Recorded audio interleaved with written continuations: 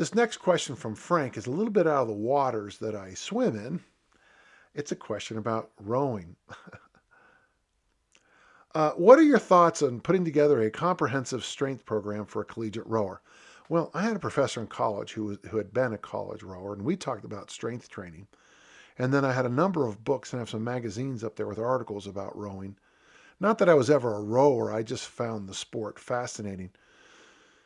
Yeah, I think in the big off season, the great off season, well away from competition, I think traditional strength training, get as strong as you possibly can, makes sense.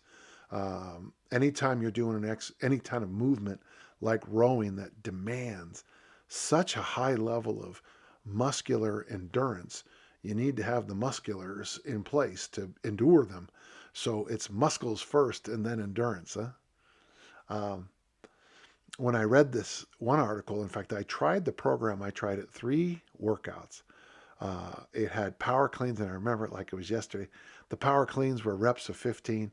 The lat pull downs were reps of 30. The rowing movements are in the 30s. Curls and reverse curls and all the other. There was a lot of pulls. There was a lot of work in this range.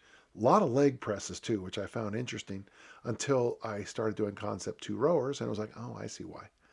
But once you it's going to be a system where I believe you start off the year with a lot of tension, so a lot of high load, and then you slide over to tempo movements, which would be the Olympic lifts.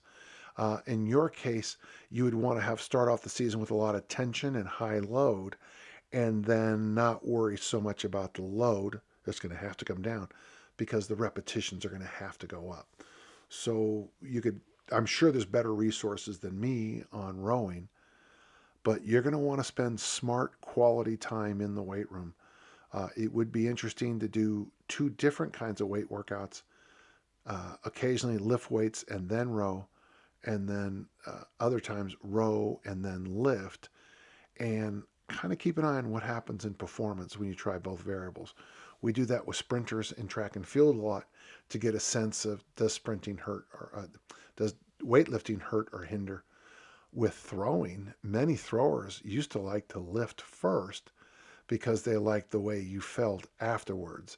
I was always throw first, lift after, but when I tried lift and then throw, I guess the biggest thing I found is I got bored throwing because I had been out there so long.